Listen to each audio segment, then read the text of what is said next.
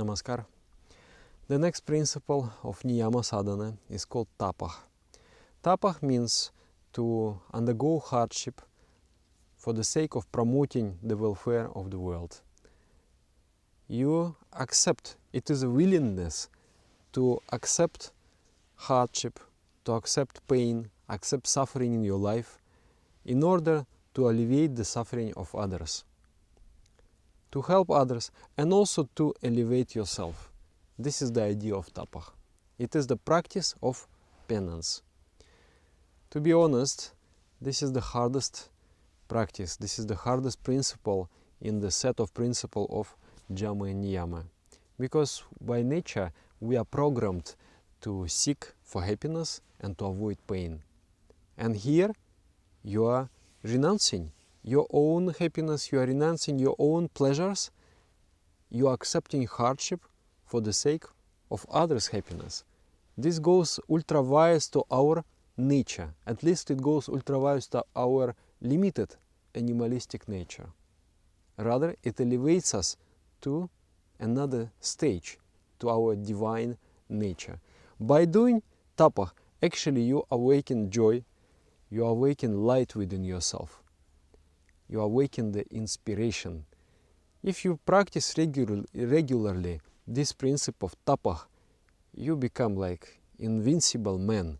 You become full of effulgence, you become full of inspiration. This is the essence of this principle.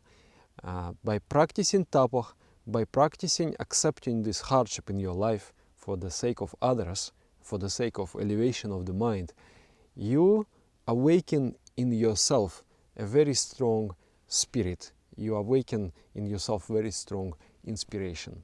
So let us see what is this Tapah. Etymologically, Tapa means, Tapa is actually sun. Tapan is sun. So Tapa means to get heated. In ancient time, people used to sit in the scorching sun, under the scorching sun. And there were like 5 pots with coals, burning coals. And they used to sit and meditate without drinking, without eating, just meditating there. The idea was that I will undergo pain, I will undergo suffering while trying to attain the Supreme Entity. Definitely, this penance will draw attention of the Supreme. He will look at me, He will bestow His grace, and I will achieve Him. This was a simple idea in the minds of people. So there were so many practices like that. People used to sit near the fire, they used to stay in the water, they used to raise their hands like this up and keep for 20 years until they become as dry branches of the tree. So those practices people used to do. My spiritual teacher, my guru Sri Shanandamurti, he explains that this is a bit misguided psychology. Because Supreme Entity, Supreme Consciousness doesn't want us to suffer. He does not want us to suffer for the sake of suffering. But what He wants to liberate every being, every microcosm, to bring them to the status of freedom, to the status of spirituality, from crudeness to subtleness, from bondage to freedom. This is the desire of the Supreme Entity. So when you act along with this desire, you satisfy Him. You bring joy to the Supreme Entity.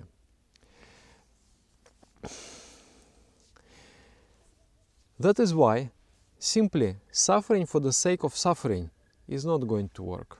Because you are neither doing good to yourself, harming your body, and the body is just like a temple of consciousness. If your body is sick, it's not going to do any good. It's not going to bring happiness to the Supreme Entity, because Supreme Entity wants you to be healthy, to be energetic. And He wants you to do sadhana, spiritual practice. And also it will not give any use, it will not be of any use to the world. You are not going to serve the world through this. So our master, he changes the direction of this Tapah, he changes the psychological approach. Is that yes, we will accept suffering in our life, we will accept pain, but for the benefit of the world. So tapah means two things. One is to give happiness to the world, and another is to give happiness to the Supreme Entity. How you can give happiness to the Supreme Entity? By fulfilling his desire. What is his desire? To liberate you, to bring that you become like him, you become liberated. This is what gives pleasure to the Supreme. This is what gives happiness to the Supreme. So, in our life, there is always a choice.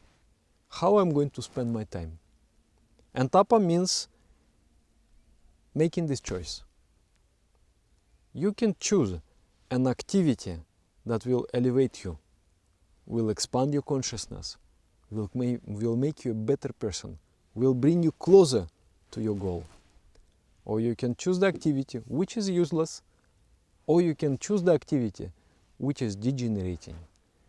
So many times in our life there is this deliberation. Should I go for collective meditation? Today is Sunday, maybe I should attend. There is a very nice movie going on in the cinema theaters. Last Sunday, I could not, I didn't manage to go before. Today is the last day. Should I go to the movie or should I go to the collective meditation? Of course, our mind wants entertainment. It is an easy food. You are taking that food, everything is digested, and you don't have to make any effort. You are just receiving a pure pleasure. Nothing, no effort. And spiritual activities, you will receive anandam, not pleasure, but anandam, joy.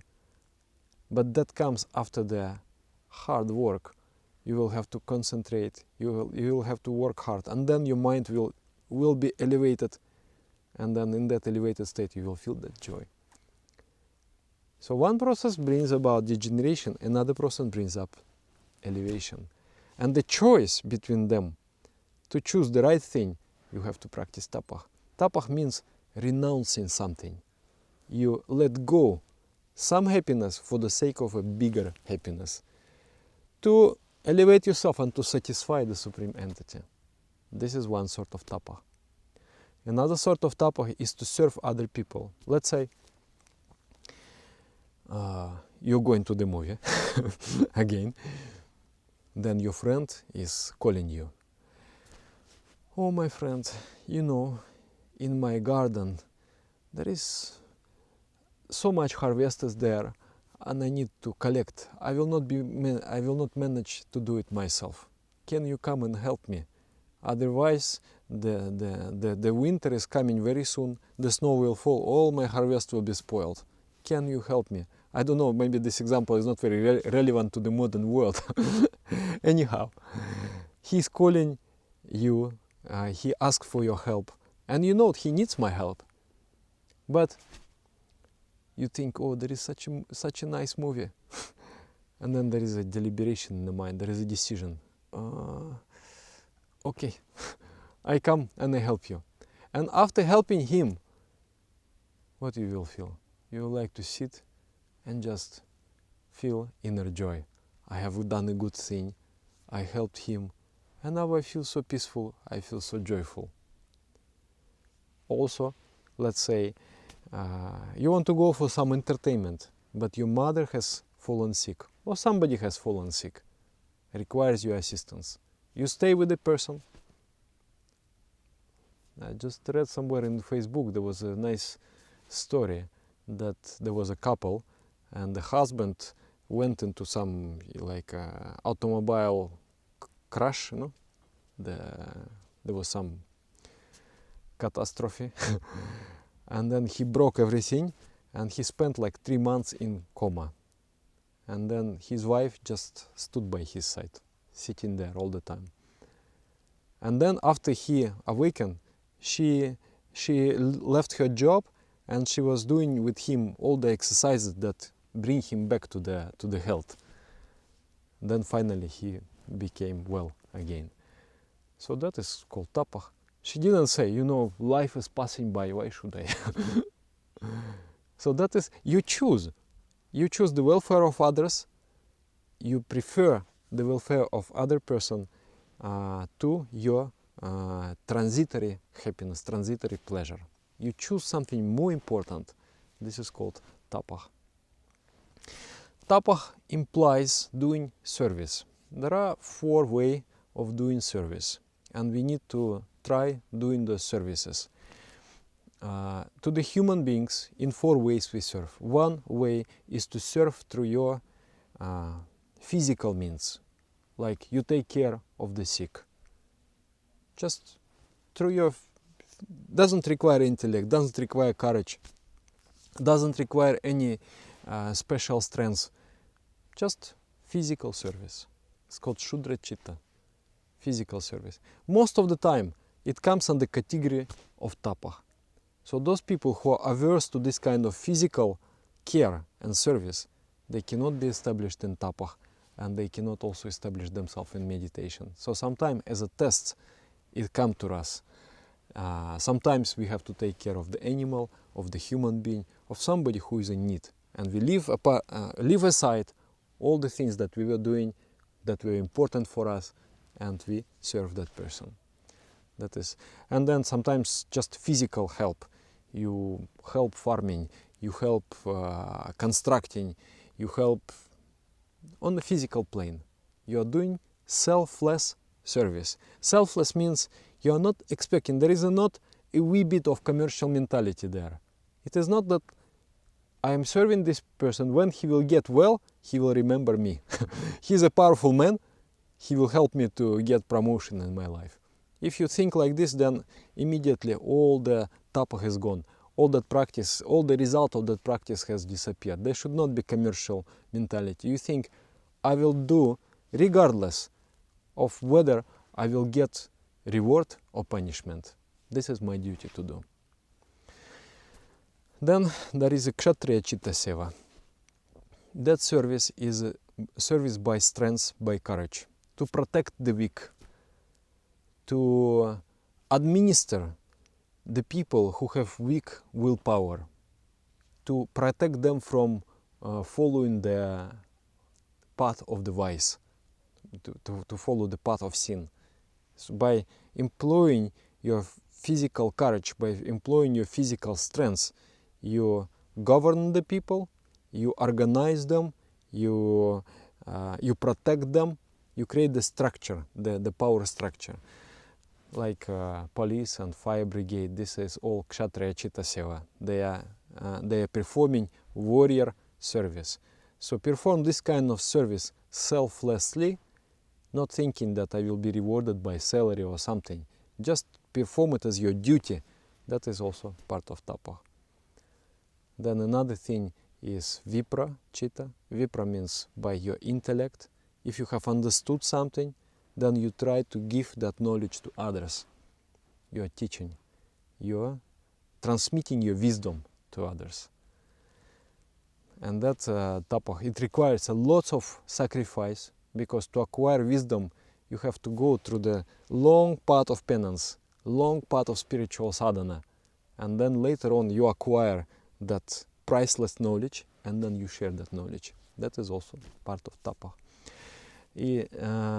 Also, I should mention that for the students, those who are studying in the university or in the college or in the school, for them the main tapah is to study.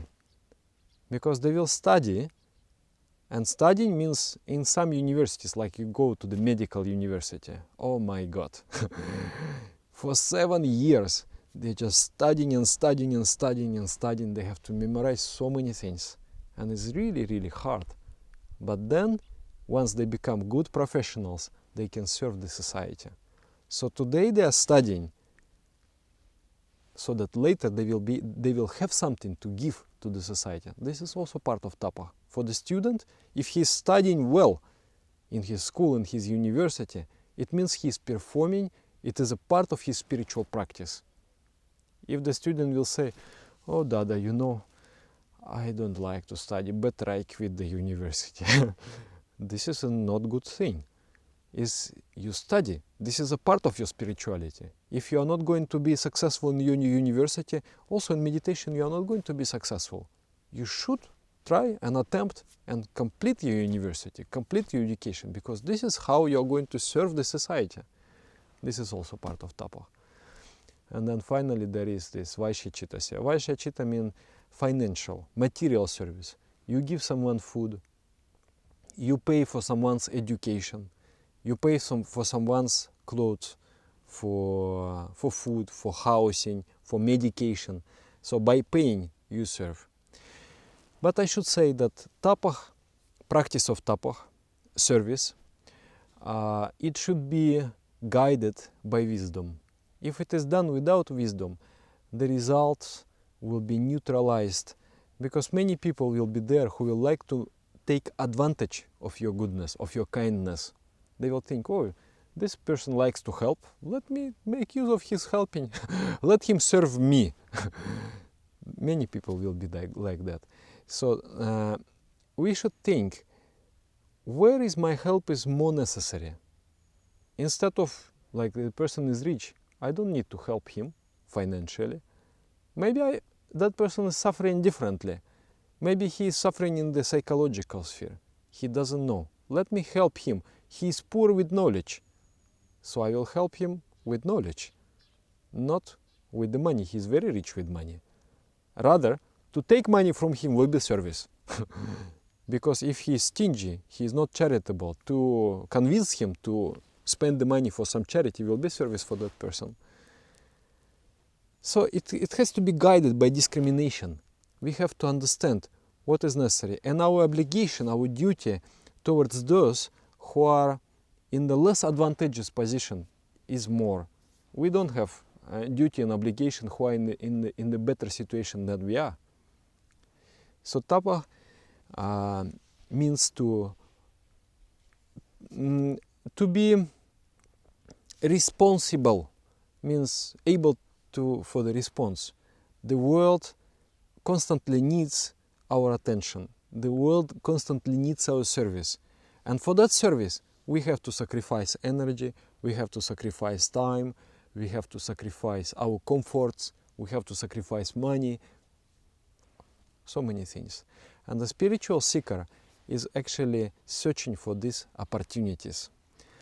My friend, he has completed one very big project, some rural development project. Then he was sharing with me. He said, this year I wanted to rest. I had so much of financial obligations, these people need money, these people need money. They all depend on me, and I have to sponsor so many schools, I have to do so many, humanitarian work is already enough for me. So I thought that I will take 1 year rest. And he's not a businessman or anything. He's a monk, and he has many sympathizers who helps him, but still he has to move so much to be able to arrange for everybody. But he is nature like this. He will see someone needs, he will immediately want to help. And that's why also money is coming to him constantly. So he said, I thought I will rest. But then he said, I thought that it will be a little bit egoistical. That means this 1 year I will relax and live for myself. I don't think it is right for me. I better take that commitment. I will take that bigger commitment. I will fulfill it. Yes, I will be uncomfortable. I will have no peace of mind. I will have to move all the time. I will have no free time. But my soul will remain in joy. Because when I am doing this work, I am feeling inner purpose. I am feeling inner joy. So this is his tapasya. He's constantly. I'm sometimes wondering how he's managing. He's moving from country to country, from city to city, speaking to people until 12 o'clock in the night, and then just trying to solve everybody's problem. He is really, for me, very good example of such. And we all try. We try to be useful to other people. And we try to... So the ideal of life is actually, like Alexander the Great, after conquering the world, when for his burial, he ordered that his hands should be, out of the coffin, so the people will see he has conquered the world, but he's going from the world empty-handed. So we will go empty-handed. So why don't we try to give everything what we have to the world, to promote the happiness of the world, and to promote our elevation of mind? I think that is the only meaning of life. There is no other meaning. Otherwise we just appear and disappear. We got something, but who cares? We will not care to remember you, because you lived only for yourself. You have not done for others. But those who have done for others, we will keep you in our innermost hearts. So let us become this sort of persons whom humanity will keep in their hearts. They have done something for us. They loved us. So this is the practice of tapah. Also, fasting and all the procedures of the spiritual life. Sometimes it's hard to follow spiritual discipline. Let's say you come very tired in your home. After the job, you're very hungry, you're very tired. And the discipline requires you to sit and to do meditation. And you would just like to eat and sleep or watch TV. But discipline requires do meditation. This is also type of tapah, is a type of penance, because you are you're postponing eating, you're postponing entertainment, but you are doing sadhana. This is kind of tapah. Doing fasting, purifying your body, purifying your consciousness, also type of tapah. Sometimes when I'm very, very exhausted, when I go and I give lectures and I become very exhausted physically, mentally, spiritually, I cannot do meditation, then what saves me is fasting. I don't eat, I don't drink for one day, and in that day so much spiritual energy comes, so much effulgence comes in myself. Next morning I wake up just a fresh man, ready to conquer the world again. So this is also part of tapah. So if you follow this approach in life, that I make a choice, there is something pleasant but temporary, and there is something hard but eternal, and I choose between temporary and eternal, and I prefer the eternal. I prefer the elevation of my mind and the welfare of others. Then you will be following the practice of tapah. And that practice will keep you constantly inspired, will keep you constantly joyful. You will never suffer from any kind of psychic ailments, depression and so on. Because you are tapasya. You are not only full of light, you are light. You have become light. Because tapah, after all, means sun, the source of light. Thank you very much. Find next week opportunity to serve others by physical means, by economical means. Make a donation. When you're making donation, if you donate $10, is not actually tapah, because you don't feel anything. Okay, $10. You know, when tapah starts, you give $10, another $10, $100, and the moment when your hand shakes, that moment tapah starts. Because the moment when you feel that, okay, now I am suffering, now this is attachment, this is too much. The moment when you feel, oh, this is too much. Sometimes for some person to take out the garbage of the house is already a tapah. He already suffers. But for other person to do something great, because just this kind of task is a trivial. I never suffer. I don't experience any hardship.